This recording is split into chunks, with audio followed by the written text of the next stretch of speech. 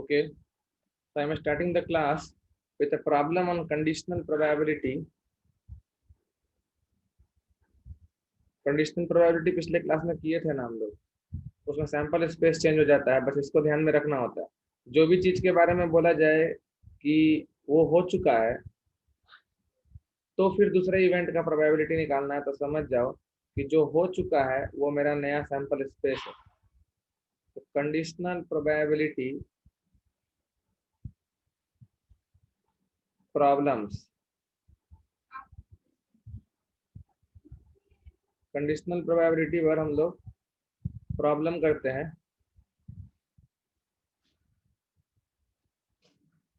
I will share the question with you. We will try it for 3 to 4 minutes. उससे ज़्यादा का जरूरत नहीं है. And then further we will discuss. So the first question is question number 14 जो example में दिखा रहा है. This one. आराम से करेंगे क्वेश्चन को करने में हड़बड़ाएंगे बिल्कुल नहीं. If it is not clear in view, I will zoom it for you. One Indian and 4 American men and their wives are to be seated randomly around a circular table, and the conditional probability that the Indian man is seated adjacent to his wife, given that each American man is seated adjacent to his wife, is. Please solve this one. देखो ये problem आसान है. बोल रहा है 4 Indian है, 4 American है और उनके वाइफ्स है. टोटल 10 पर्सन उनको सर्कुलर टेबल पर बैठना है. बोला है कि अगर चारों अमेरिकन पर्सन अपने वाइफ के एडजेसेंट बैठा है, तो क्या प्रोबेबिलिटी है कि इंडियन भी अपने वाइफ के एडजेसेंट ही बैठा होगा. सी, late x be the event, let x be the event that all 4 Americans are seated adjacent to their wives, are seated adjacent to their wives. So in this case you can see that number of outcomes favorable to event A will be, हमारे पास 4 American है, A1, A2, A3, A4 और एक Indian है. ठीक है. And American wife W1, W2, W3, W4 and Indian wife से I4. Now ऐसे कितने अरेंजमेंट्स होंगे जिसमें चारों अमेरिकन अपने अपने वाइफ के एडजेसेंट बैठा होगा. सबसे पहले वो पेयर साथ में आ रहा होगा. सो these two persons can be taken together. So overall, if we have to arrange on a circular table, we have to arrange 1, 2, 3, 4, 5 and 6. Total 6 things have to be arranged. So there will be total 5 factorial number of ways into, यहाँ पर ये दोनों आपस में 2 factorial तरीका से arrange कर सकते हैं. ये भी आपस में 2 फैक्टोरियल तरीके से अरेंज कर सकते हैं. ये भी आपस में 2 फैक्टोरियल तरीके से अरेंज कर सकते हैं. ये भी आपस में 2 फैक्टोरियल तरीके से अरेंज कर सकते हैं. सो 2 फैक्टोरियल टू द पावर 4. ऐसा करने से एक पॉसिबल अरेंजमेंट होगा कि यहाँ पर अमेरिकन 1 और उसकी वाइफ 1 साथ बैठे होंगे. हो सकता है एक पॉसिबल अरेंजमेंट होगा अमेरिकन 3 और वाइफ 3 साथ बैठे होंगे.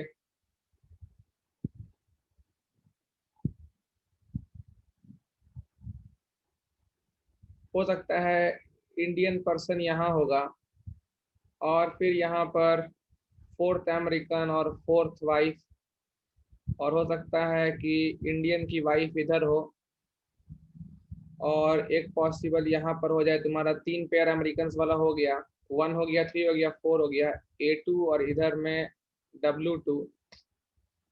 और यहाँ पर फिफ्थ वाले की वाइफ और यहाँ पर फिफ्थ वाला. So this is one of the possible arrangements. Now a possible case है ये, a possible way. इसमें क्या है, ये A3W3 आपस में चेंज कर सकते हैं, A4W4 चेंज हो सकता है, A2W2 चेंज हो सकता है. इनफैक्ट ये दोनों पोजीशन आपस में इंटरचेंज हो सकते हैं, ये दोनों पोजीशन आपस में इंटरचेंज हो सकता है, पर जहां भी A3 जाएगा W3 वहीं जाएगा. या तो उसके लेफ्ट में या तो उसके राइट में. Next event is that let B be the event that the Indian pair as well as American pairs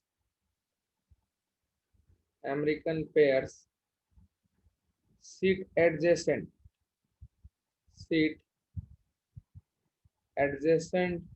to their partners.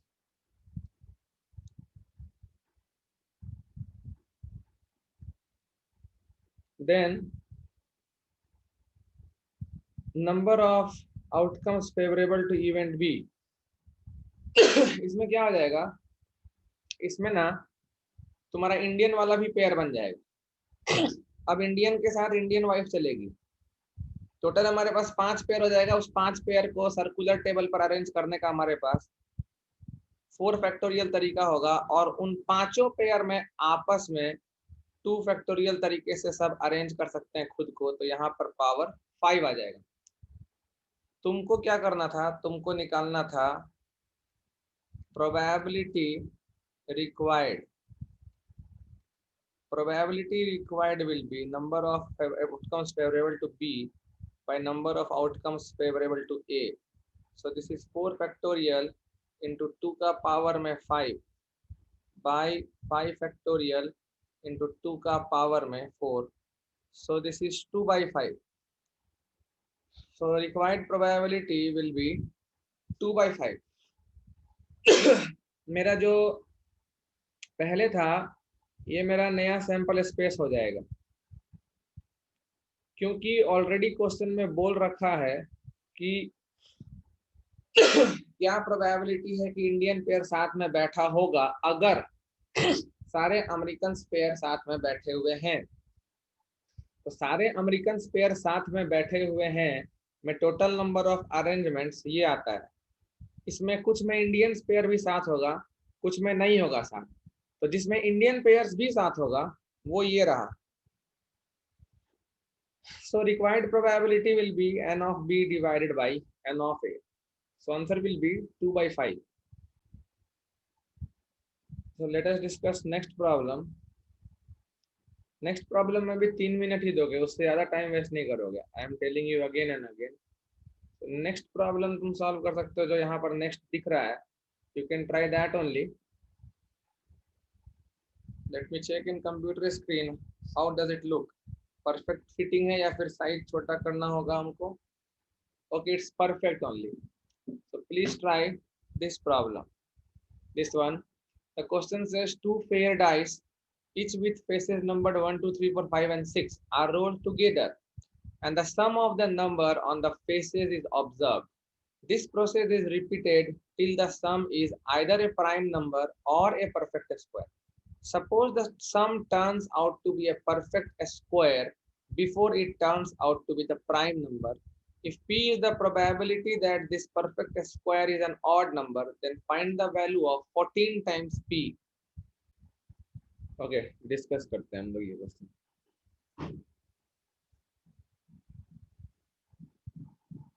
Now the question says that 2 dices are rolled together. So number of possible outcomes, we know what is the result with us. When 2 dice are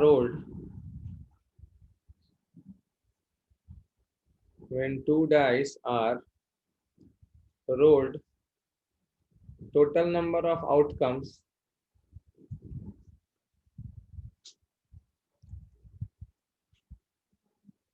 equal to 6 square, which is 36. Now sum which are prime, sum which are prime can be सम या तो 2 हो सकता है, या 3 हो सकता है, या 5 हो सकता है, या 7 हो सकता है, या 11 हो सकता है, जो प्राइम।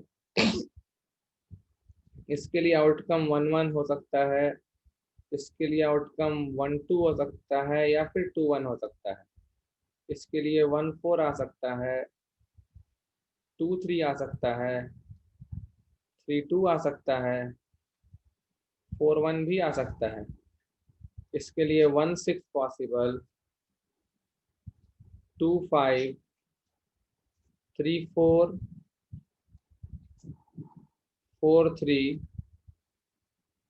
5 2, 6 1, और 11 आने के लिए 5 और 6 आ सकता है, या फिर 6 और 5 ही आ सकता है।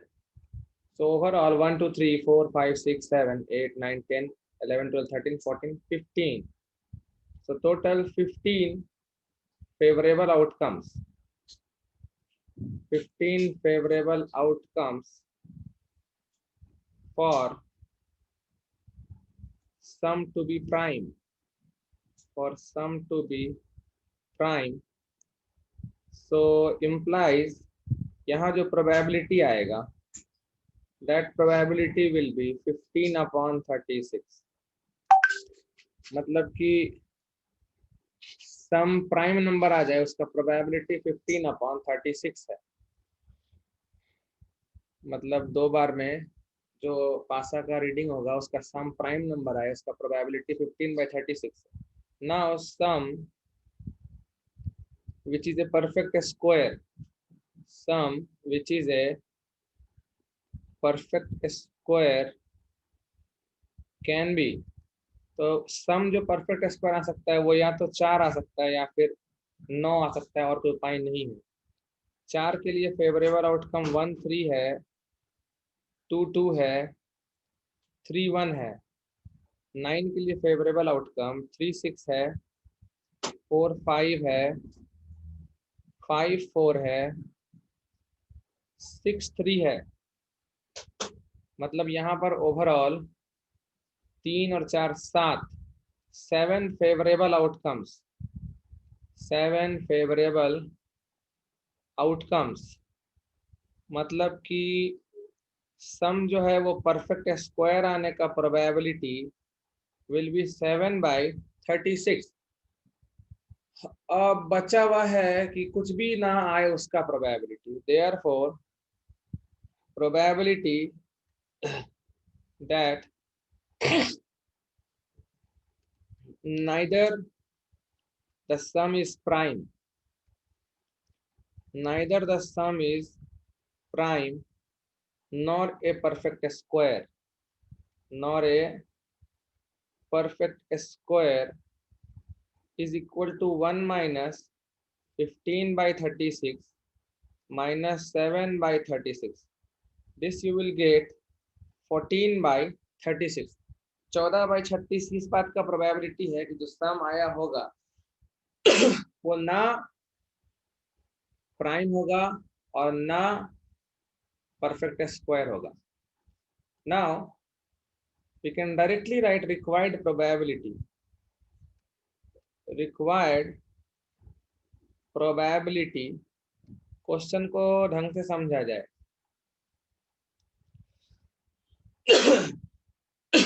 देखो क्वेश्चन में कुछ कंडीशन दिया था। Suppose the sum turns out to be a perfect square before it turns out to be prime. तो ये हो गया सैंपल स्पेस कि प्राइम आने से पहले परफेक्ट स्क्वायर आ गया था। तो सैंपल स्पेस जो है उसमें सैंपल स्पेस का प्रोबेबिलिटी क्या होगा? सैंपल स्पेस का प्रोबेबिलिटी निकालना होता है और उसके न्यूमरेटर में डालेंगे जो सैंपल स्पेस का ही पार्ट हो लेकिन दोनों ही इवेंट को साइमल्टेनियसली सेटिस्फाई करे। तो यहाँ सैंपल स्पेस है कि परफेक्ट स्क्वायर आ जाए प्राइम से पहले। ओके, तो हो सकता है पहला बार ही परफेक्ट स्क्वायर आ गया होगा, और पहला बार ही परफेक्ट स्क्वायर आ जाने का क्या चांस है, तो परफेक्ट स्क्वायर आने का प्रोबेबिलिटी तो देख लो। ये है तुम्हारा परफेक्ट स्क्वायर का probability. This is the probability that the sum will be a perfect square. So 7/36 plus हो सकता है पहला बार परफेक्ट स्क्वायर नहीं आया होगा, तो फिर प्राइम भी नहीं आएगा, क्योंकि आएगा तो पहले परफेक्ट स्क्वायर ही आएगा। मतलब पहला बार का मतलब ये हुआ कि पहला बार या तो आ गया होगा तुम्हारा परफेक्ट स्क्वायर, नहीं तो फिर पहला बार परफेक्ट स्क्वायर नहीं आया होगा, तो फिर प्राइम भी नहीं आएगा, तो कुछ नहीं आएगा, ना परफेक्ट स्क्वायर और ना ही प्राइम। तो इसका प्रोबेबिलिटी 14/36 है, इनटू दूसरे बार परफेक्ट स्क्वायर आ गया होगा 7/36, या फिर पहला बार भी दोनों में से कुछ नहीं आया होगा, ना परफेक्ट स्क्वायर और ना प्राइम, दूसरे बार भी ना परफेक्ट स्क्वायर और ना प्राइम, और तीसरे बार जो है वो परफेक्ट स्क्वायर आ गया होगा। इसी तरह चलेगा।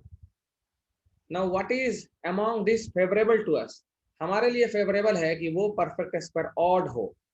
क्वेश्चन क्या है, P is the probability that this perfect square is an odd number, मतलब कि पहले परफेक्ट स्क्वायर आएगा और तो और वो परफेक्ट स्क्वायर एक ऑड नंबर आना चाहिए, and that is only possible when the sum comes out to be 9. This is the only odd perfect square, odd perfect square sum possible। और इसका प्रोबेबिलिटी कितना होगा, सम 9 आने का प्रोबेबिलिटी 1 2 3 4, सो 4/36, सम 9 आने का प्रोबेबिलिटी 4/36 होगा। तो हो सकता है जो हमारा नया सैंपल स्पेस था, नया सैंपल स्पेस ये है, I hope you can understand. ये नया सैंपल स्पेस क्यों है, क्योंकि बोल ही दिया है कि पहले परफेक्ट स्क्वायर आएगा प्राइम आने के पहले।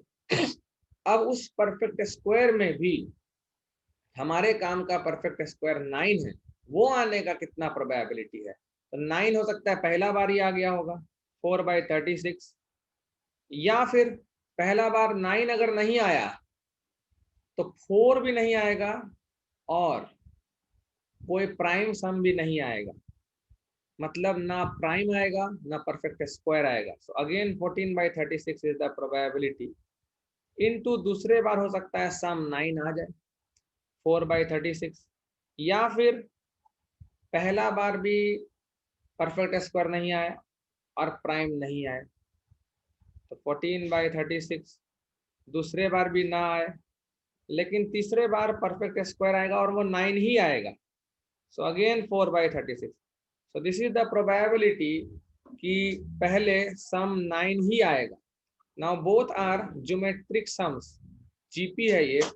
When you calculate the value you will get this as 4/36 divided by 1 minus 14/36 whole divided by 7/36 1 minus 14/36. So when you cancel out you get 4/7. So P has the value 4/7 and the question asks 14P, so answer will be 8. The answer to this problem will be 8. Now, the most important thing about this problem was that this problem was asked in JEE Advanced 2020. The question has been asked in JEE Advanced 2020. अभी सितंबर में पूछा गया था. So it was not a difficult problem. The question has been taken from JEE Advanced 2020 27 September. So question was very easy one.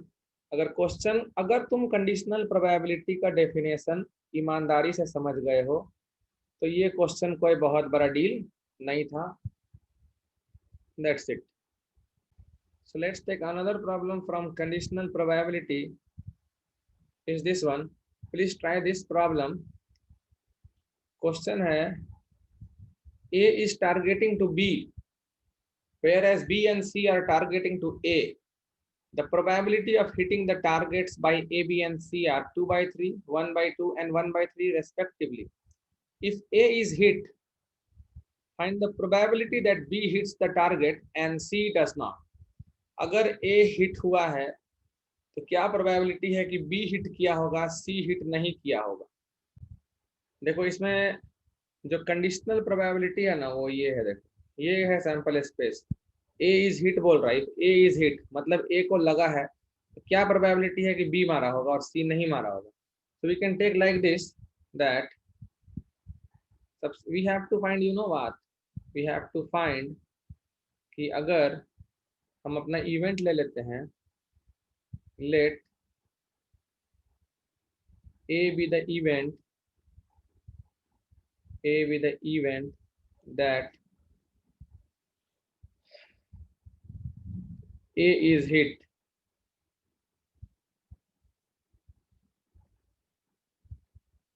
B be the event, B be the event that B hits A. और अगर हम event का नाम भी same रख रहे हैं तो हो सकता है तुमको दिक्कत हो। I will take another names for the event, E1, E2, E3, E3 with the event that C hits A. So now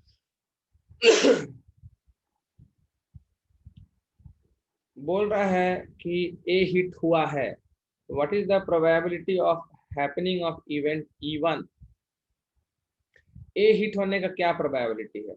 It will be same as 1 minus none of B and C can hit A.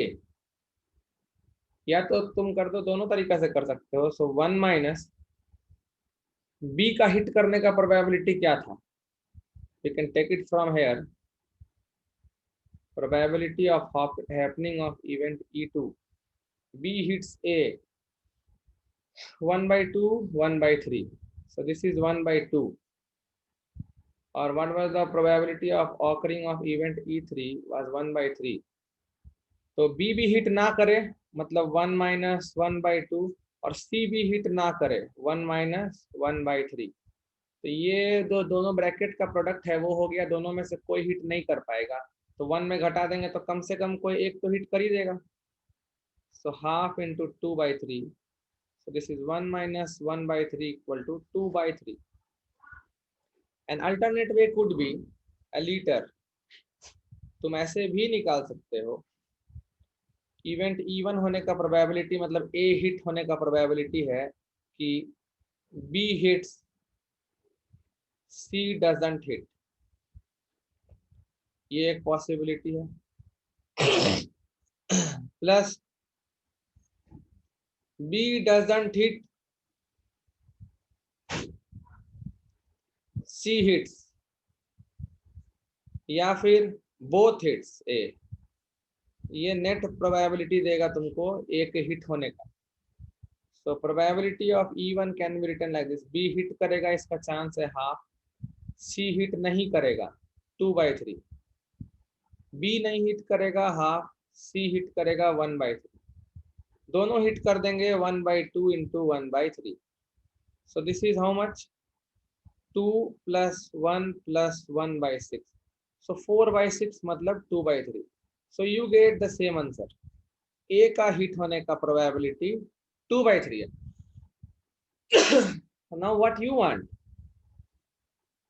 You want, according to the question, you want क्या probability है कि E2 हुआ होगा लेकिन E3 नहीं हुआ होगा, given that E1 हुआ था। You want this. और you can more simple way में, क्या प्रोबेबिलिटी है कि B ने हिट किया होगा, C ने हिट नहीं किया होगा, given that A was hit. So this is basically conditional probability के हिसाब से ये हो जाएगा डिनोमिनेटर में probability of A, probability of A का मतलब probability of occurrence of event E1, और ऊपर आएगा probability of occurrence of E2 intersection E3 bar intersection E1. Now E2 intersection E3 bar intersection E1 will be E2 intersection E3 bar, क्योंकि E1 में वो सारे cases हैं जिसमें hit होगा, और E2 इंटरसेक्शन E3 बार भी एक पॉसिबल केस ही है जिसमें A हिट होता है. तो basically you can say that this set is a subset of E1 set. This is a subset of E1 set भाई, क्योंकि E1 में हर वो तरीका है जिससे A हिट होगा. E1 में हर वो तरीका है, ऑलवेज ऑफ हिटिंग A, हर तरीका आता है E1 में, जबकि E2 इंटरसेक्शन E3 बार में सिर्फ पॉसिबल तरीका है जिसमें B हिट करेगा और C हिट नहीं करेगा. तो कॉमन लोगे तो it will be basically probability of E2 intersection E3 bar divided by probability of occurrence of E1. Now this we have already discussed. This is probability of occurrence of E2 minus probability of occurrence of both divided by probability of occurrence of E1. I am going by the basics, just by the set theory. You can also multiply P of E2 into P of E3 bar, because both are independent events, but I am not coming on independent events क्योंकि वो अभी हम पढ़ाए नहीं. Probability of E2 was 1/2 minus E2 और E3 दोनों hit कर देगा, so 1/2 into 1/3 divided by 2/3. So this is half minus 1/6 by 2/3. ऊपर 1/3 है, so this is half. So required probability will be half. अगर A हिट हुआ है तो B हिट किया होगा और C हिट नहीं किया होगा, इसका प्रोबेबिलिटी 50%. अभी डिस्कस करने जा रहे हैं काफी इंपॉर्टेंट चीज सब, उसके बाद ही अब क्वेश्चन करेंगे. The most important day for JEE question आज ही है मेरे ख्याल से. Independent events. तो सबसे पहले तो इंडिपेंडेंट इवेंट्स का डेफिनेशन समझ ले. वी नो दैट, हम लोग को एक चीज पता था कि probability of occurrence of E when F has already awkward, हम लिखते थे probability of occurrence of E and F simultaneously divided by probability of F, and we also write probability of occurrence of F when E has occurred as probability of occurrence of E and F simultaneously by probability of occurrence of E. Now I want to say that now if E and F are independent events, if E and F are independent events, तो हम ये कह सकते हैं कि एक का होना दूसरे को अफेक्ट नहीं करेगा. Then occurrence of one has no effect on the occurrence of other, has no effect on the occurrence of other event. इसका मतलब ये हुआ, ये जो कहना चाह रहा है वो ये है कि probability of occurrence of E when F has already occurred will still be probability of E only. मतलब नॉर्मल सिचुएशन में E का होने का जो प्रोबेबिलिटी होता था वही अभी भी होगा, F के पहले होने से कोई फर्क नहीं पड़ता. और probability of occurrence of F when E has already occurred, with this will be same as probability of occurrence of F in normal situations. So with this we get the formula, an important formula. You can write ये जो probability of occurrence of E when F has already occurred will be directly probability of E. So you can write probability of E into probability of F is equal to probability of E intersection F. The same result you can obtain from here also. ये वाला तुम्हारा same as probability of E था और ये तुम्हारा same as probability of F ही होगा if E and F are two independent events. E and F are independent events. तो तुम मान के चलो इंडिपेंडेंट है या नहीं है ये चेक करने का सिर्फ और सिर्फ एकमात्र बेस्ट तरीका है अगर दोनों के साइमल्टेनियस होने का प्रोबेबिलिटी दोनों के होने का प्रोबेबिलिटी का प्रोडक्ट है then the events are called independent events. Now when we know independent events, then we should know some theorems, some key points. We can write important points about independent events.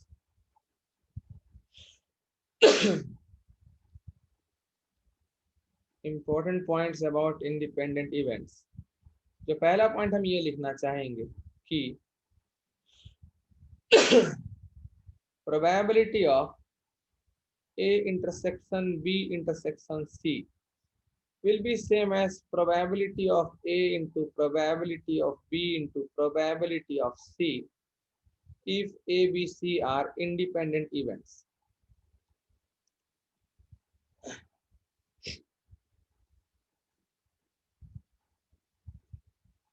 You can think it very easily. Yes, converse is true. अगर independent event है तो ये formula hold करेगा और अगर ये formula hold कर रहा है तो इंडिपेंडेंट इवेंट होगा म्यूचुअली इंडिपेंडेंट और पेयर वाइज इंडिपेंडेंट में अंतर है इसको बस खाली हम लोग याद रखेंगे ना इसका प्रूफ सिंपल है यू कैन सी दैट अगर ए बी और सी तीनों आपस में इंडिपेंडेंट इवेंट है तो A and B intersection C are also independent और जो अभी हम ऊपर फॉर्मूला देखे उसके हिसाब से probability of A intersection B intersection C can be written as probability of A into probability of B intersection C and B and C are also independent events तो उनका probability भी प्रोडक्ट के form में लिखा जा सकता है so generalize अगर हम लोग करते हैं जनरल थ्योरम ये है कि E1 E2 E3 dot En are independent events are independent events then probability of E1 intersection E2 intersection E3 intersection dot सारे का एक साथ होने का probability is same as probability of E1 into probability of E2 into dot probability of En. So it's an important point. We can also come to next point. Next point is that let A and B are two independent events. A and B are two independent events. Then probability of occurrence of at least one of them can be written as 1 minus probability of not occurrence of A and not occurrence of B. You can have a simple proof. और ये समझ भी रहे हो independent event है और कम से कम एक का होने का प्रोबेबिलिटी अगर निकालना है तो 1 माइनस कर दो दोनों का नहीं होने का प्रोबेबिलिटी का प्रोडक्ट जो अभी जस्ट हम लोग ए हिटिंग बी वाले में किए थे 1 माइनस बी और सी कोई भी हिट ना करे प्रूफ वी कैन सी हमको पता है probability of A union B can be written as probability of A plus probability of B minus probability of A intersection B this is valid for all events, valid for all events A and B. ये valid होने के लिए independent होना कोई जरूरी नहीं है, लेकिन अगर इंडिपेंडेंट हुआ, अगर इंडिपेंडेंट हुआ तो फिर हम ये लिख सकते हैं कि P of A plus P of B minus P of A into P of B. This can be written as 1 minus 1 plus P of A plus P of B minus P of A into P of B. तो 1 minus common लेंगे तो 1 minus P of A, और इधर से minus PB common लेंगे तो 1 minus P of A, which is same as 1 minus P of A into 1 minus P of B, which is same as 1 minus probability of A not happening into probability of B not happening. You can use this only for independent events, otherwise जो valid for all events लिखा हुआ है वही use करना है. Next, let E1, E2, ये basic understanding है सारे चीज. En are n independent events, n independent events with probabilities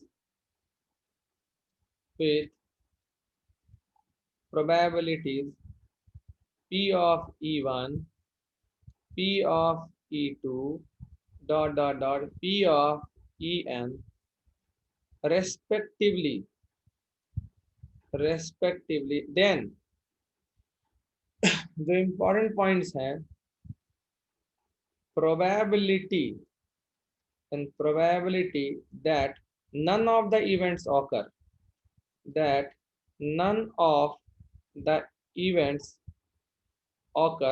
this is same as probability of not occurrence of E1 into probability of not occurrence of P2 into probability of not occurrence of En. मतलब 1 minus probability of occurrence of E1, 1 minus probability of occurrence of E2 1 minus probability of occurrence of En. Now दूसरा चीज, probability that at least one of the events occur, at least one of the events occur, कम से कम एक event तो अकर करे. ये हो जाएगा 1 minus ऊपर वाला जो हम किए थे ए और बी नॉट हिटिंग वाला में, कि ए हिट होने का प्रोबेबिलिटी 1 माइनस बी और सी दोनों ही हिट ना कर पाए. तो ये हो जाएगा तुम्हारा probability of not happening of E1 into probability of not happening of E2 probability of not happening of En. It's a generalized case. अब मान लो बोला probability that the first event occurs and the other event does not occur, तो तुम लिखोगे probability of E1 into 1 minus probability of E2 into 1 minus probability of E3 so on. We will proceed in the same way. So this is all about independent events. जब independent events पढ़ लिए तो देख लेते हैं theorem of total probability. Theorem of total probability फिर मिला के क्वेश्चन करेंगे सब पे, क्योंकि all this topics are interlinked. Theorem of total probability का मतलब है जो अभी हम समझाएंगे तुमको. मान लो कि ये रहा सैंपल स्पेस. आराम से समझना, बहुत ज्यादा इंपॉर्टेंट है थ्योरम ऑफ टोटल प्रोबेबिलिटी, क्योंकि इसी से बेस थ्योरम का डेरिवेशन होगा और बेस थ्योरम से तो क्वेश्चन आना ही है. सो this is sample space. Suppose sample space is divided in n mutually exclusive and exhaustive events.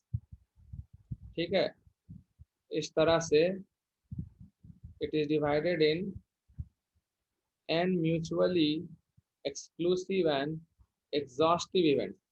Suppose the events are E1, E2, E3, E4, En, E10, En-1, Ek, Ej, kj number है, E5। तो यहाँ पर situation है if E1, E2, E3 dot dot dot En are mutually exclusive, mutually exclusive and exhaustive events, and exhaustive events into which the sample space is divided, into which the sample space S is divided, that is E1 union, E2 union, E3 union, En सारे का union ले लेते हैं तो sample space आ जाता है, और Ei intersection Ej लेते हैं तो फाई आता है for all I not equal to j, and let E be an event, let E be an event whose occurrence या whose happening depends on sample space, whose happening depends on sample space S,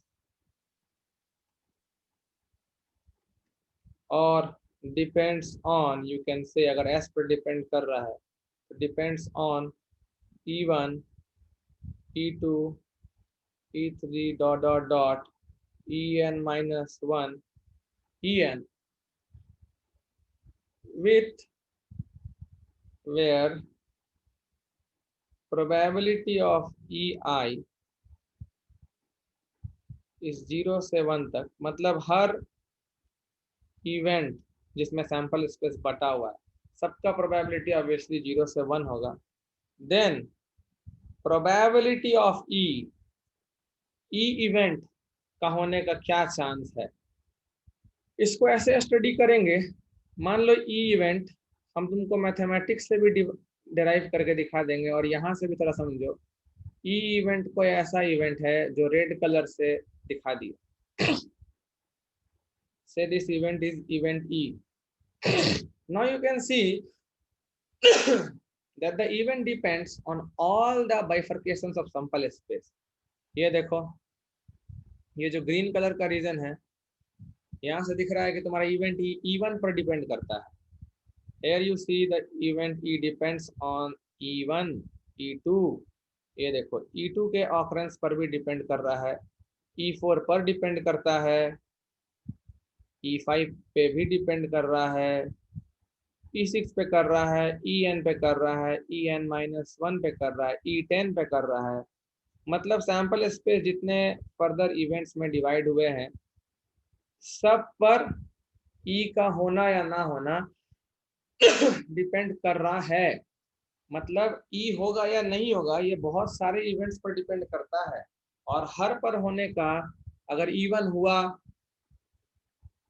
तो E का होने का क्या chance है, अगर E2 हुआ तो E का होने का क्या चांस है, ये सब चीज पर डिपेंड करता है। तो इसको हम ऐसे लिखेंगे, probability of occurrence of E depends on E1, E2, E3 ऐसे करके। तो probability of occurrence of E1 into probability of occurrence of E when E1 has occurred, या फिर what is the probability of occurrence of event E2 and then conditional probability of occurrence of E when E2 has occurred।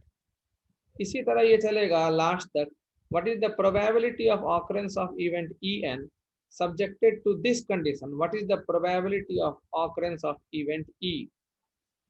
so this is called theorem of total probability।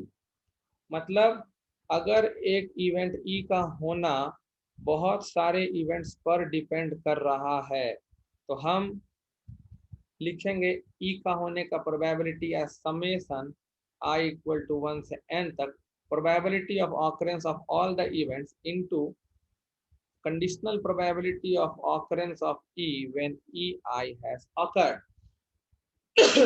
मतलब अगर example के terms में हम देखते हैं तो तुम ऐसे समझ सकते हो. We will take an example. Suppose example में दिया हुआ है two candidates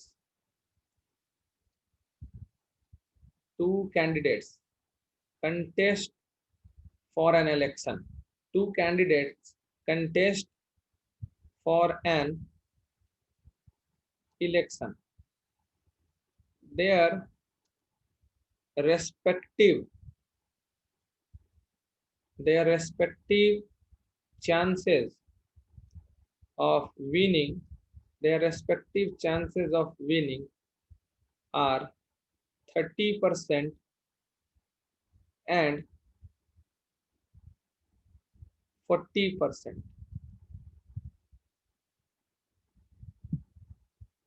The remaining chances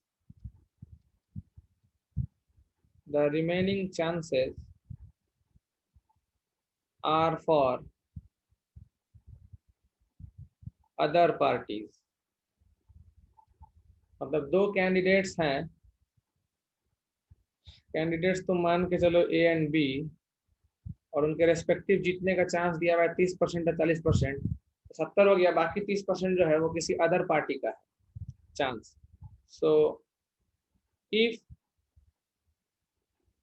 A B and other party win, then chances of अच्छे दिन आएंगे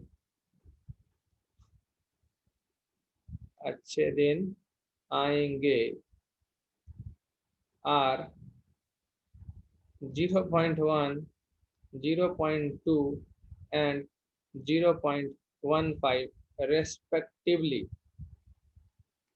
respectively. What is the probability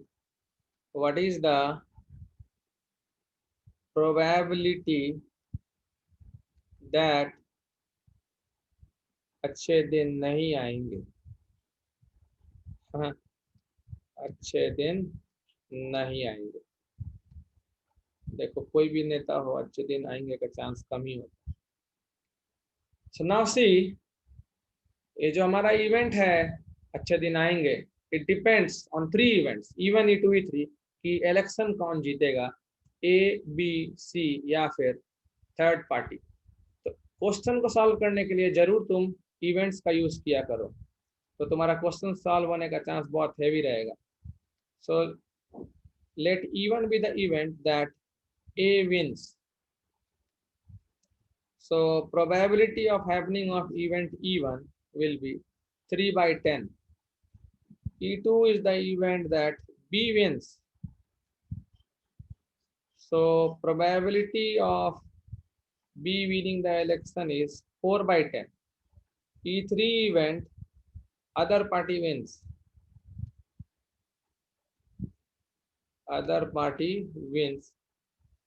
तो प्रोबेबिलिटी की अदर पार्टी जीतेगा ये हो जाएगा तुम्हारा फिर से 30/10, सॉरी 3/10, आई एम सॉरी 3/10. अब ई इवेंट उसको मानते हैं ना हम, ये ए इवेंट उसको मानते हैं जिसका प्रोबेबिलिटी हमको निकालना होता है. So let A be the event, let E be the event that अच्छे दिन नहीं आएंगे. और you can find the probability for अच्छे दिन आएंगे and then you will subtract from 1. चलो वही करते हैं, अच्छे दिन आएंगे का प्रोबेबिलिटी निकाल लेते हैं. चलो इसी का प्रोबेबिलिटी निकालते हैं, देखते हैं कितना चांस है. सबको उम्मीद रहता है अच्छे दिन आने का. So what we have to do, हमको लिखना पड़ेगा सारे probabilities. A when E1 has occurred, A when E2 has occurred, probability of A when E3 has occurred. पहला प्रोबेबिलिटी जो है A when E1 has occurred का मतलब है अगर E1 हुआ होगा, मतलब अगर A जीता होगा तो क्या चांस है कि अच्छे दिन आएंगे, वो लिखा हुआ है 0.1. So here we have 1/10. ये क्या है, अगर E2 हुआ होगा तो A का होने का क्या चांस है, मतलब B जीता होगा तो अच्छे दिन आने का chance 2/10.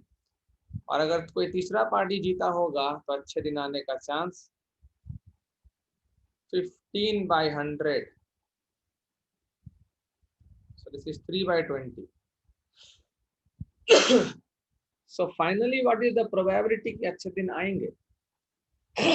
You only think you want P of A, probability of अच्छे दिन आएंगे, तो ये डिपेंड करेगा तीन इवेंट पे. क्या चांस है कि A जीता होगा, A के जीतने पर अच्छे दिन आने का क्या प्रोबेबिलिटी है, प्लस क्या चांस है कि B जीता होगा, B के जीतने पर अच्छे दिन आने का क्या प्रोबेबिलिटी है, प्लस क्या चांस है कि थर्ड पार्टी जीता होगा, थर्ड पार्टी के जीतने पर अच्छे दिन आने का क्या चांस है. So probability of E1 is 3/10. Probability of A when E1 has occurred is 1/10. Probability of E2 is 4/10. A when E2 has occurred is 2/10. Probability of E3 3/10 into probability of A when E3 has occurred 3/20. So this is 3/100 plus 8/100 plus 9/200. So by 200 6 और 16 22, 22 और 9 31. So 31/200 is the probability that अच्छे दिन आएंगे. So therefore probability that अच्छे दिन नहीं आएंगे is really very high. Probability that अच्छे दिन नहीं आएंगे will be equal to 1 minus 31/200, which is 169/200. So this is how much? It's more than 80%. So I hope you understood the topic. We can have a mathematical proof too.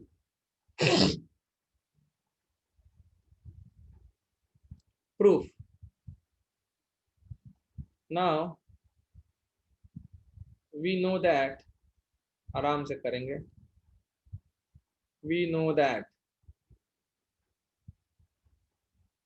E intersection S will be same as E. So implies probability of E is same as probability of E intersection S, which is same as probability of E intersection S को लिख सकते हैं E1 union E2 union E3 union ... En. Now using the set theory, I can write probability of E equal to probability of E intersection E1 union E intersection E2 union E intersection E3 union E intersection En. Now you can understand all are mutually exclusive events. Mutually exclusive events. क्योंकि E1, E2, E3 ये सब mutually exclusive था, तो obviously E1 intersection E तो और छोटा set है जिसमें E और E1 का कॉमन है, E और E2 का कॉमन है, E और E3 का कॉमन है. जब E1, E2, E3 ये सब में कुछ कॉमन नहीं है तो फिर ये सब में क्या ही कॉमन आएगा, कुछ नहीं कॉमन आएगा. This event all this events are mutually exclusive. तो इनके यूनियन के प्रोबेबिलिटी का मतलब हो गया इंडिविजुअल प्रोबेबिलिटीज का सम. So probability of E intersection E1 plus probability of E intersection E2 plus ... probability of E intersection En Now by conditional probability theorem, you can write this intersection now. You can write it as probability of occurrence of E1 into probability of occurrence of E when E1 has occurred. करके देख लो. This is called multiplication rule of probability. बताए थे ना कल. E1 E और E1 दोनों का होने का क्या चांस है? E1 का होने का चांस इंटू E1 के होने के बाद E का होने का चांस. ये क्या होगा? E2 का होने का चांस इंटू E2 के होने पर E का होने का चांस. लास्ट वाला क्या होगा? En का होने का चांस इंटू En के होने पर E का होने का chance. So net probability of occurrence of event E will be probability of occurrence of EI into probability of occurrence of E when EI has occurred. I equal to 1 से n तक. This is theorem of total probability. Theorem of total probability.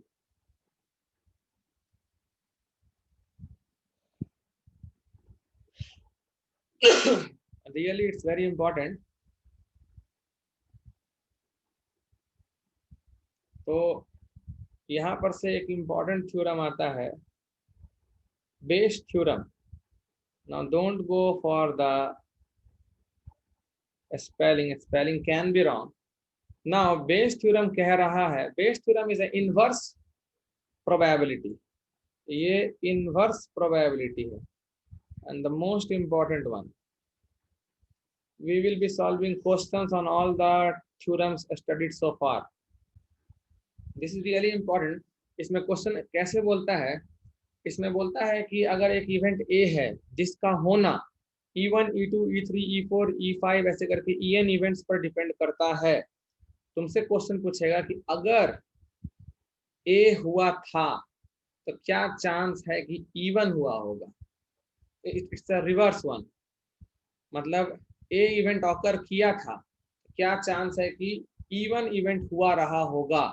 क्योंकि ए का होने का, ए हुआ है इसका मतलब ये नहीं है कि E2 हुआ ही होगा. हो सकता है E1 हुआ हो उसके कारण ए हुआ हो. सो इसमें हम लोग जो पढ़ते हैं वो ये पढ़ते हैं कि late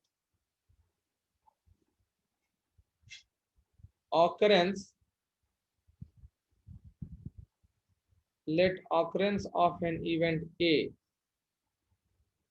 depends on events E1, E2, E3 dot En. Then अगर तुमसे ये पूछता है व्हाट इज द प्रोबेबिलिटी कि इवेंट E1 हुआ रहा होगा अगर ए हुआ है तो. So this is conditional probability. Probability of occurrence of E1 intersection A by probability of occurrence of A. Now the numerator can be written by multiplication rule of probability.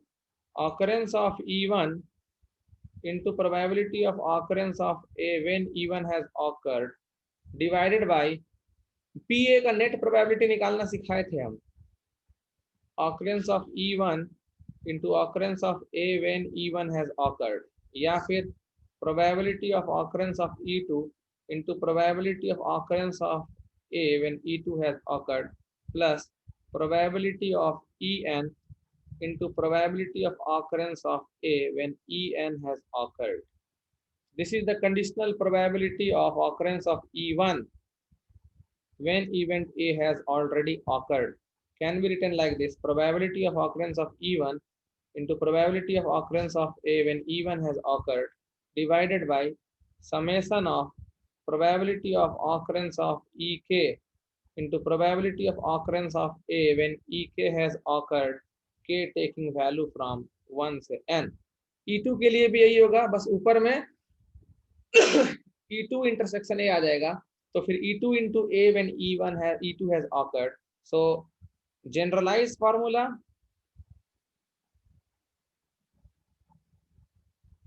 see this is really important. Bayes theorem से JEE advance में हर साल question आता है, mains भी पूछ सकता है.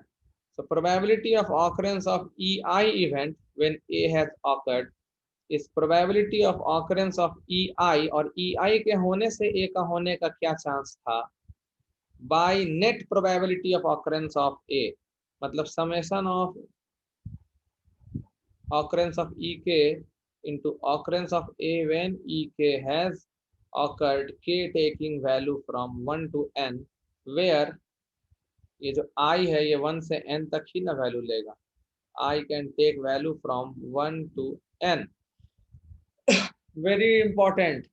It's a triple star mark property. You can put a 5 star too. Now, how question comes from this topic? एक एग्जांपल देके जरूर समझाएंगे, उसके बाद ही हम लोग मिक्स्ड क्वेश्चन पर चलेंगे और नेक्स्ट क्लास भी क्वेश्चन ही करेंगे.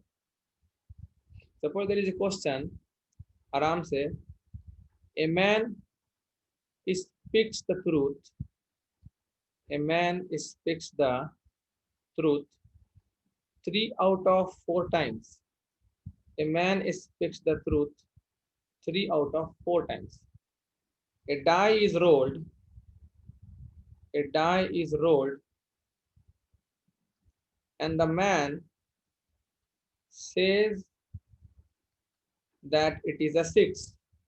That it is a 6. अब आदमी झूठ भी बोलता है, सच भी बोलता है. पासा फेंकने पर वो बोल भी रहा है कि 6 आया है. कोई गारंटी तो नहीं है कि सच ही बोला होगा या 6 ही आया होगा. What is the probability? What is the probability? See, this is the most basic example, could be taken from base. What is the probability that it is actually a 6? What is the probability that it is actually a 6? Now, I will solve this one. इसके बाद से तुम देखोगे. Now see, there are two events. आदमी या तो सच बोलता है या तो झूठ बोलता है. So even event, man says truth. Man says truth. इसका क्या चांस है? इसका चांस है 3/4. E2, man says false. इसका क्या चांस है? इसका चांस है 1/4. बेस थ्योरम के क्वेश्चन में तुमको पहचानना होगा ए इवेंट कौन सा है. ए वो है जो ऑकर कर जाता है, जो बाकी इवेंट्स पर डिपेंड करता है, और यहाँ ए कौन सा इवेंट हो सकता है.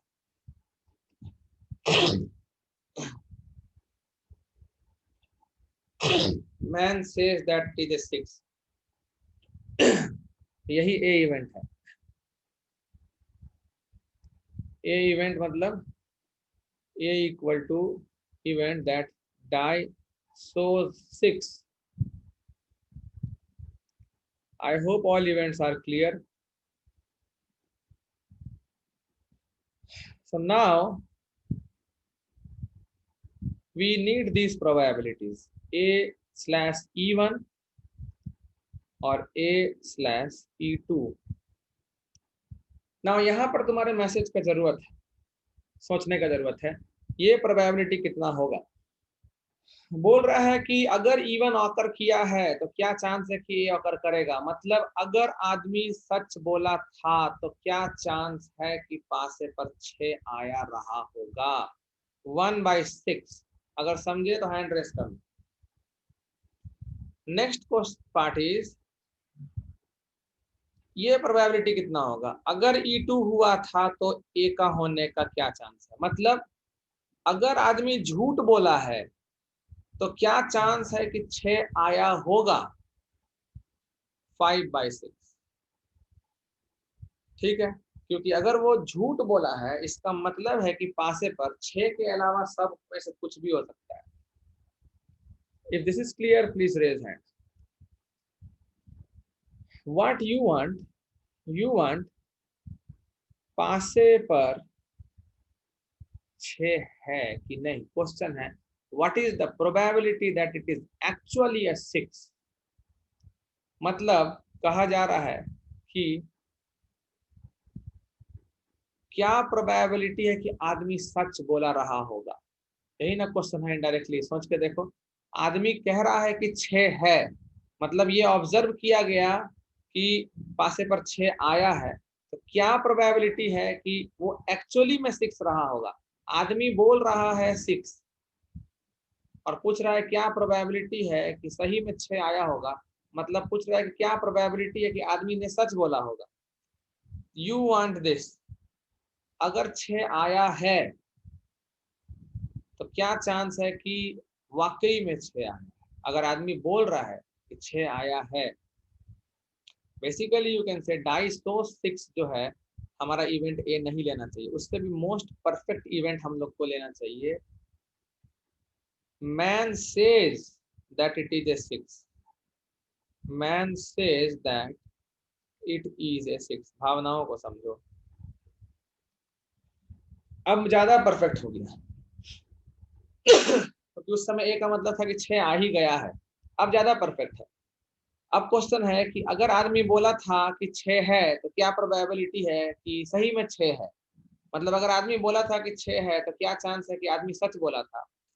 बाय बेस थ्योरम और inverse probability theorem you can find it like this: probability of occurrence of E1, probability of occurrence of A when E1 has occurred by net probability of A, E1, probability of A when E1 has occurred plus probability of E2 into probability of A when E2 has occurred। तो सच बोलने का probability 3/4 और सच बोलने पर 6 आया था, इसका probability 1/6। Y 3/4 into 1/6 plus वो झूठ बोला था, तब भी वो बोला, झूठ बोला था ये पता है, और वो बोला है कि 6 आया है, इसका क्या प्रोबेबिलिटी है 5/6। So we can calculate this. This is how much, 1/6 अगर हम कॉमन काट दें तो you will get 3/4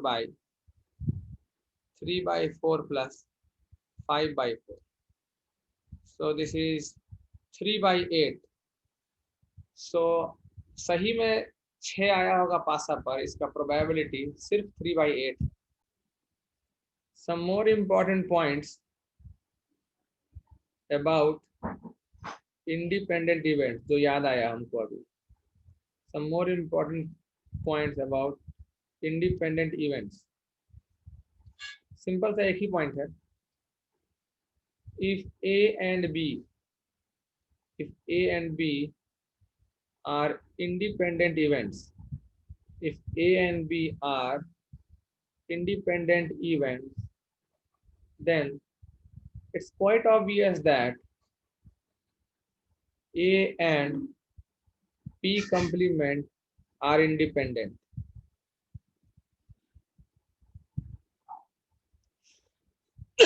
You can see by set theory A complement and B are independent।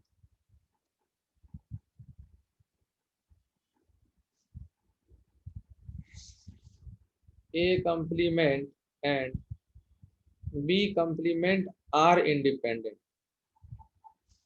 So this is quite understood। फिर भी अगर proof देखा जाए तो इसका अगर प्रूफ देखते हैं तो probability of A intersection B complement अगर हमको निकालना है तो इसको हम क्या लिख सकते हैं। हमको ये प्रूफ करना है probability of A into probability of B complement. This can be written as probability of A minus probability of A intersection B। So probability of A intersection B complement can be written as, चूंकि A और B independent है तो इसको probability of A into probability of B लिख सकते हो, और probability of A common आया तो 1 minus probability of B। So you get probability of A into probability of B complement, which shows that A and B bar are independent.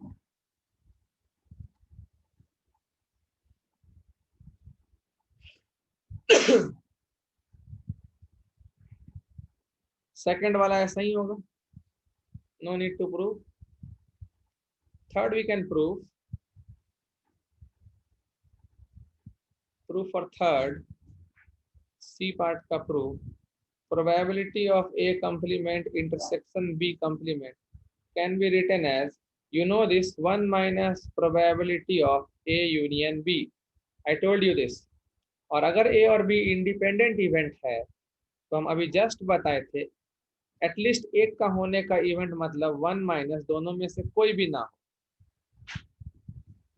Now you can see 1 1 getting cancelled out and you get probability of A complement into probability of B complement. Hand raise कर दो, एकदम easily proof किए हैं.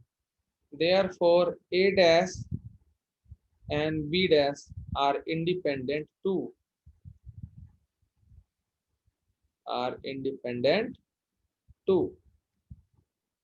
This is all about independent theorem, theorem of total probability and Bayes theorem.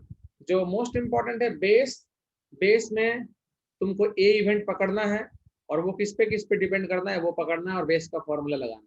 Theorem of total probability मतलब एक event का होना अगर बहुत सारे इवेंट्स पर डिपेंड कर रहा है तो सब इवेंट्स के होने का probability multiplied by corresponding conditional probability of event A subjected to event E1 E2 E3 ये सब हो चुका है. इंडिपेंडेंट इवेंट्स जनरली प्रूव करना अगर है तो सिर्फ एक ही फॉर्मूला है, probability of A intersection B should be equal to probability of A into probability of B. और साथ में ये पॉइंट्स याद रख सकते हो और जितने भी पॉइंट्स बताए वो याद रखोगे तो फायदा ही होगा तुमको, बार बार वेन डायग्राम यूज नहीं करना पड़ेगा. So let us move for problems. जो प्रॉब्लम बोलते हैं उसी को ट्राई करेंगे हम लोग, बाकी हम लोग नेक्स्ट क्लास में भी प्रॉब्लम्स ही डिस्कस करने वाले. सो our first problem is, please try this one, example 16 जो लिखा हुआ है आराम से करोगे. An urn contains 2 white and 2 black balls. A ball is drawn at random. If it is white, it is not replaced into urn. Otherwise, it is replaced along with another ball of the same color. The process is repeated. Find the probability that the third ball drawn is black. देखो, an urn contains 2 white and 2 black balls. Fine. एक basket है मेरे पास, suppose इसमें 2 white ball है, white और 2 black ball है. This is my earn. W for white, B for black. Now निकालना क्या है? निकालना है if a ball is drawn, एक बॉल निकाला गया. If it is white, it is not replaced. अगर white है तो उसको रिप्लेस नहीं किया गया. Otherwise it is replaced along with another ball of same color. और अगर white नहीं है तो उसको तो रिप्लेस कर ही दिया गया है, उसके साथ एक और बॉल उसी कलर का डाल दिया गया. It is replaced along with, it's the important point, it is replaced along with another ball of same color. Fine. Probability that third ball is black. Okay. Third ball black होने का क्या probability है? So let A be the event that third ball is black. तो भाई ये बहुत कुछ depend करेगा पहला 2 बॉल पे क्या सिचुएशन रहता है. So first 2 balls drawn can be black black या फिर black white या फिर white black या फिर white white. डिपेंड करता है सब पे। सो let E1 is the event that black and again black were drawn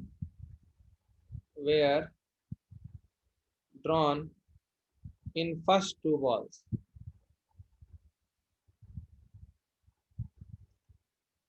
बार बार इतना लैंग्वेज नहीं लिखेंगे। पहले ब्लैक उठा होगा, बाद में व्हाइट उठा होगा। E3 पहले बार में व्हाइट बॉल उठा होगा और दूसरे बार में ब्लैक बॉल उठा होगा।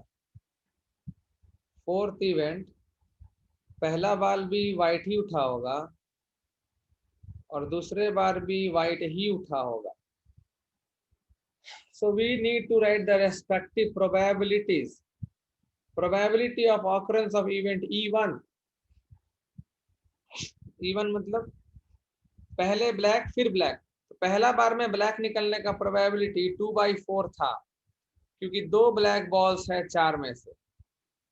और अगर पहला ब्लैक था तो उसको तो वापस रखा नहीं गया होगा शायद। If it is white, it is not replaced. Oh, it is white, it is not replaced. अच्छा, व्हाइट आएगा तो रिप्लेस नहीं करेगा, ब्लैक आएगा तो रिप्लेस करेगा और एक और बॉल उसी कलर का डालेगा। तो अगर ब्लैक उठा होगा पहला, तो वो ब्लैक तो अंदर रख ही दिए होंगे, एक और ब्लैक साथ में डाले होंगे अंदर, एक और। अब फिर से ब्लैक उठाने का probability 3/5। So this is 6/20। Fine. I hope you got my points. Please raise hand. Your hand raise motivates me. E2 पहले ब्लैक उठा होगा का प्रोबेबिलिटी है 2/4। और अगर पहले ब्लैक उठा होगा तो वो ब्लैक तो वापस रख ही दिया गया होगा, एक और ब्लैक साथ में डाला गया होगा। और अब व्हाइट उठने का क्या प्रोबेबिलिटी है? 2/5। So it's 4/20. I hope you are enjoying the problem. So now probability of E3, पहले व्हाइट उठने का क्या प्रोबेबिलिटी है? 2/4। और व्हाइट अगर उठा होगा तो बाहर गया, वो गया बाहर तेल लेने। अब बचा सिर्फ एक व्हाइट और 2 ब्लैक। अब ब्लैक निकालने का प्रोबेबिलिटी होगा 2/3। सो this is 4/12। Nice. And last event, पहला व्हाइट 2/4। एक व्हाइट हट गया होगा, तो मान लो ये व्हाइट हट गया, फिर white 1/3। So this is 4/12। Please raise hand जिनका ये चारों प्रोबेबिलिटी सही लिखाया है।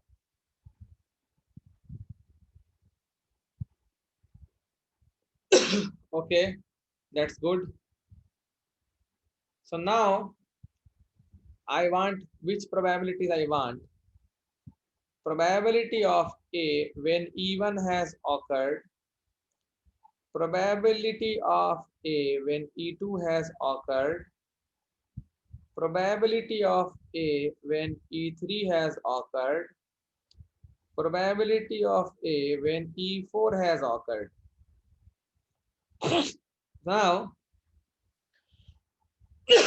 अगर E1 हुआ रहा होगा, मतलब क्या सीन होगा पता है? अगर E1 हुआ रहा होगा तो पहले ब्लैक निकला होगा, तो वो ब्लैक को डाल दिया गया होगा, एक और ब्लैक डाल दिया गया होगा, 3 ब्लैक हो गया होगा। फिर एक ब्लैक ही निकला होगा, तो उस ब्लैक को भी डाल दिया गया होगा, एक और ब्लैक डाला गया होगा, टोटल 4 ब्लैक होगा। 4 ब्लैक और 2 व्हाइट होगा। और तीसरा, अब ब्लैक ही आने का प्रोबेबिलिटी क्या होगा? 4/6 होगा। रेज हैंड, मैसेज करो सर 4/6 आ गया था। Now A when E2 has awkward, E2 मतलब पहले ब्लैक उठा होगा तो वो ब्लैक तो आ ही गया होगा, उसके साथ एक और ब्लैक आया होगा, ठीक है। तो अब 3 ब्लैक और 2 व्हाइट रहा होगा और फिर व्हाइट उठ गया होगा तो वो व्हाइट बाहर निकल गया होगा, तो 3 ब्लैक और 1 व्हाइट रहा होगा। टोटल 4 बॉल में से 3 ब्लैक था, तो तीसरा बॉल ब्लैक उठने का प्रोबेबिलिटी 3/4 होगा। सो नाउ A/E3, E3 का मतलब पहले व्हाइट आया होगा तो वो व्हाइट तो निकल गया होगा, अब 1 व्हाइट और 2 ब्लैक बचा होगा और फिर ब्लैक आया होगा तो वो ब्लैक तो रख दिए, एक और ब्लैक डाल दिए, फिर 3 ब्लैक और 1 व्हाइट, तो 3/4। E4 का मतलब पहला व्हाइट आया होगा तो निकल गया होगा, दूसरा व्हाइट आया होगा तो निकल गया होगा, अब 2 ब्लैक ही बचा है, सिर्फ और सिर्फ 2 ब्लैक ही बचा है और तुमको ब्लैक ही निकालना है। क्या प्रोबेबिलिटी होगा? 1. The probability will be 1 this time. I hope all parts are clear. The probability will be 1 this time. क्योंकि दोनों बार व्हाइट आया होगा तो दोनों व्हाइट निकल गया होगा, तो 2 ब्लैक में से कोई भी ब्लैक निकालना है, तो 2/2. So finally answer will be probability of A. A मतलब तीसरा ब्लैक आने का प्रोबेबिलिटी, तो इवन हुआ रहा होगा, इवन के होने पर ए का होने का प्रोबेबिलिटी, E2 हुआ होगा, E2 के होने पर ए का होने का प्रोबेबिलिटी प्लस इवेंट E3 हुआ होगा, E3 के होने पर ए का होने का प्रोबेबिलिटी प्लस इवेंट E4 हुआ होगा, E4 के होने पर ए का होने का प्रोबेबिलिटी। तो E1 का होने का प्रोबेबिलिटी इज 6/20। 6/20 को अगर सिंप्लीफाई कर लें तो 3/10, 1/5, 1/3, 1/3। इवन का होने का प्रोबेबिलिटी 3/10, इवन के होने पर ए का होने का probability 4/6 which is 2/3 plus E2 का होने का प्रोबेबिलिटी 1/5, E2 के होने पर ए का होने का प्रोबेबिलिटी 3/4 प्लस E3 का होने का प्रोबेबिलिटी 1/3, E3 के होने पर ए का होने का प्रोबेबिलिटी 3/4, E4 का होने का प्रोबेबिलिटी 1/3, E4 के होने पर ए का होने का probability 1. This is theorem of total probability.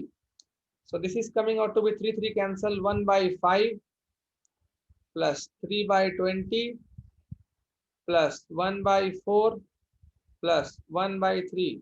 So LCM can be taken as 20 no 60. LCM will be taken as 60. इधर आ जाएगा 12 प्लस 9 प्लस 15 प्लस 20, सो कितना हो गया ये? 20 और 15 35, 35 और 9 44, 44 और 12 56। ह्यूज प्रोबेबिलिटी भाई, 4 से कट गया 14/15। Please check calculations. There is a mistake, E4 में 2/12 आएगा। देखो प्रोबेबिलिटी में यही होता है, हल्का सा ध्यान दिए तो एग्जाम में कैलकुलेशन करते करते कहाँ गलती हो जाएगा पता भी नहीं चलेगा। सो दिस इज 1/6। इससे फर्क कहाँ पड़ा होगा? इससे फर्क पड़ा होगा लास्ट में, यहाँ 1/6 आना चाहिए, तब यहाँ पर 1/6 आना चाहिए तब, और इंटू तो 1 ही रहेगा, लास्ट वाले में 1/6 आ जाना चाहिए। So this will be changed. This is 1/6 So LCM 60, 12, 9, 15, 10, 25, 34, कितना आ रहा है? 25, 34, 46, 46/7. So 23/30 is coming. So third ball भी ब्लैक निकलेगा, इसका प्रोबेबिलिटी 23/30 आ रहा है. So okay, we will take another problem.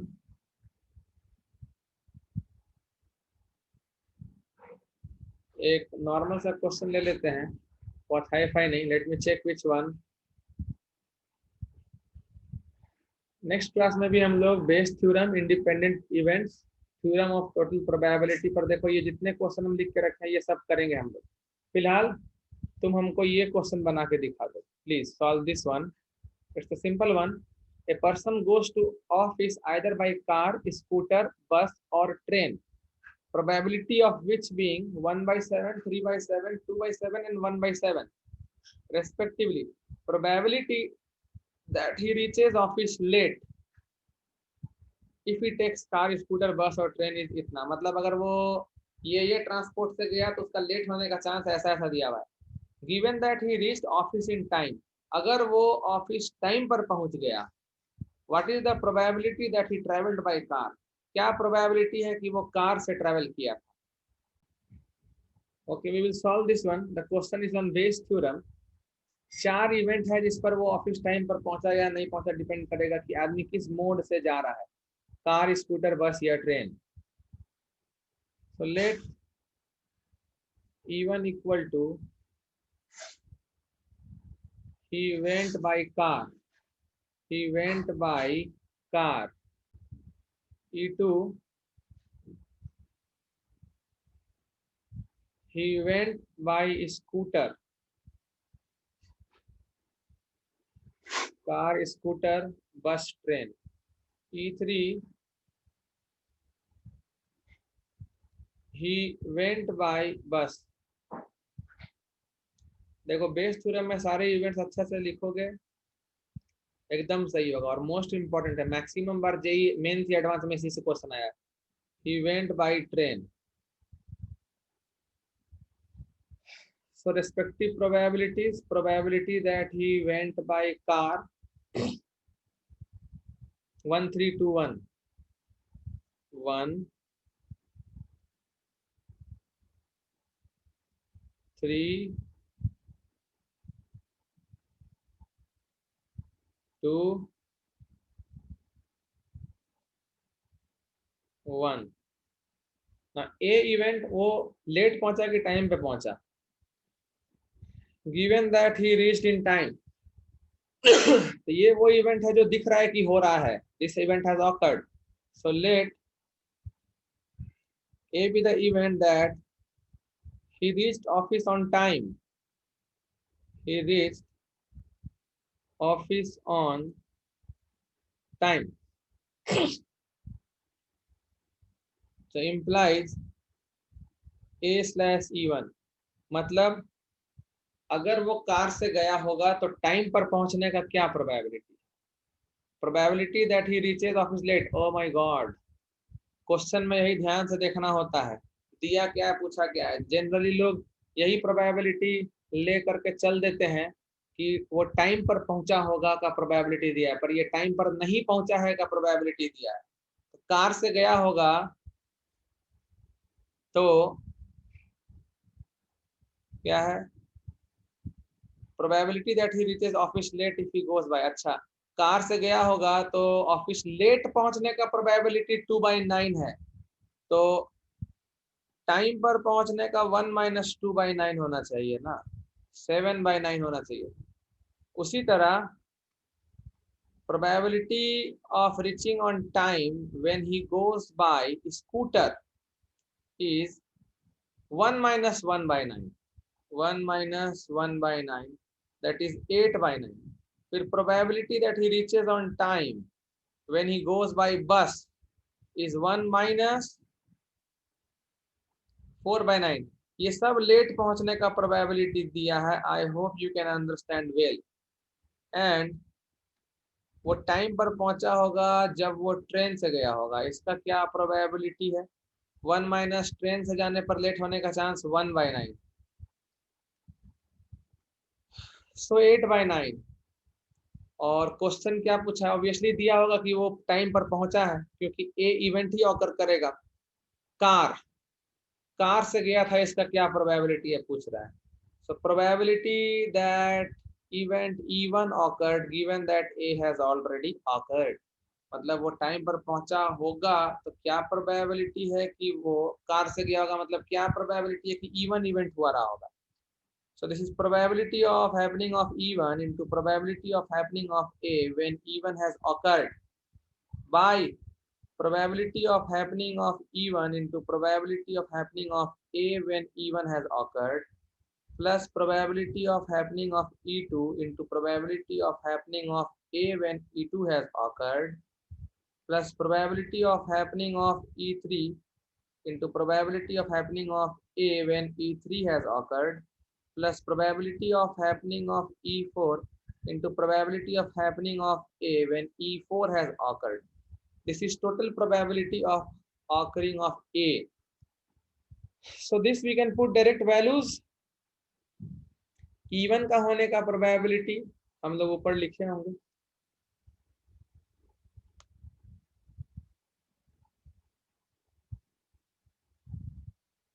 1/7, so 1/7, और E1 के होने पर ए का होने का probability 7/9 डिवाइडेड बाय, फिर से E1 का होने का प्रोबेबिलिटी 1/7, E1 के होने पर ए का होने का प्रोबेबिलिटी 7/9, E2 का होने का प्रोबेबिलिटी 3/7, E2 के होने पर ए का होने का प्रोबेबिलिटी 8/9, E3 के होने का प्रोबेबिलिटी 2/7, E3 के होने पर ए का होने का प्रोबेबिलिटी 5/9, E4 का होने का प्रोबेबिलिटी 1/7 इंटू E4 के होने पर ए का होने का प्रोबेबिलिटी 8/9। तो ऊपर नीचे देखो 63 कॉमन कट जाएगा, सो 7/7 प्लस 24 प्लस 10 प्लस 8 कितना हो गया? 18, 42, 49, 7/49, 7/49, सो आंसर विल बी 1/7। तो अगर वो ऑफिस टाइम पर पहुंचा था तो कार से गया होगा, इसका प्रोबेबिलिटी 1/7 है। उसी तरह स्कूटर से गया होगा का प्रोबेबिलिटी निकल जाएगा, बस से गया होगा का प्रोबेबिलिटी निकल जाएगा, और ये तीनों को जोड़ के 1 में घटा दोगे तो ट्रेन से गया है उसका प्रोबेबिलिटी निकल जाएगा। सो this is all for today. आज हम लोग इंडिपेंडेंट थ्योरम पढ़े हैं, उसके बारे में इंपॉर्टेंट पॉइंट्स देखे हैं। हम लोग थ्योरम ऑफ टोटल प्रोबेबिलिटी पढ़े, उस पर 1-2 क्वेश्चंस किए, और Bayes theorem the really great important thing of great importance आज हम लोग किए हैं। सो नेक्स्ट क्लास जो हम लोग कल सुबह ही करेंगे, उसमें इन टॉपिक्स पर क्वेश्चन होगा और अच्छे अच्छे क्वेश्चन होंगे। Till then please revise all the topics, all the theories, all the points, all the problems very carefully. Thank you.